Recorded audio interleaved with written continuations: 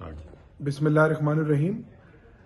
जैसा कि आप जानते हैं कि अभी स्पेशल पार्लिमानी कमेटी का इजलास ख़त्म हुआ है और उस इजलास के बाद ये तासुर दिया जा रहा है कि ये मसवदा मुतफ़क्का तौर पर मंजूर किया गया है। तो मैं ऑन रिकॉर्ड ये बात करना चाहता हूँ कि कमेटी के अंदर मैंने इस मसवदे की मंजूरी की खुलकर डट कर मुखालफत की और मेरा ये असूली मौक़िफ़ था कि मेरी लीडरशिप गई हुई है फजल रहमान साहब के पास। वहाँ बैठकर जो भी हमारा फैसला होगा उसके बाद हम अपनी पार्टी का मौक़िफ़ देंगे। और इसके अलावा अगर इस आईनी तरमीम पर पीटीआई ने किसी स्टेज पर अगर सपोर्ट भी करनी है तो उसका फैसला भी हतमी बानी चेयरमैन वज़ीर आज़म इमरान खान देंगे।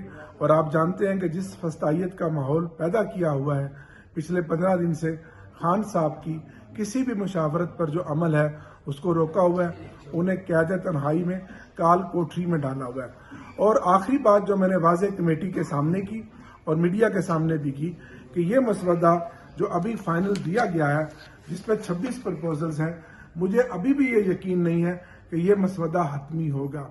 इसके पीछे भी कुछ ना कुछ ज़रूर है, क्योंकि अगर ये हतमी है तो फिर ये जो 15-20 दिन से हुकूमत ने जो माहौल बनाया हुआ है, हमारे एमएनएस की पकड़ धकड़ चादर चार दीवारी की पामाली, ये किस लिए है? तो इसलिए मैं समझता हूँ पर्दे के पीछे अभी भी कुछ और है। ये मसवदा जिसकी इस कमेटी ने मंजूरी दी है, जो हुकूमत पर मुश्तमिल तमाम जमातों ने मंजूरी दी है, ये मैं समझता हूँ हतमी नहीं है।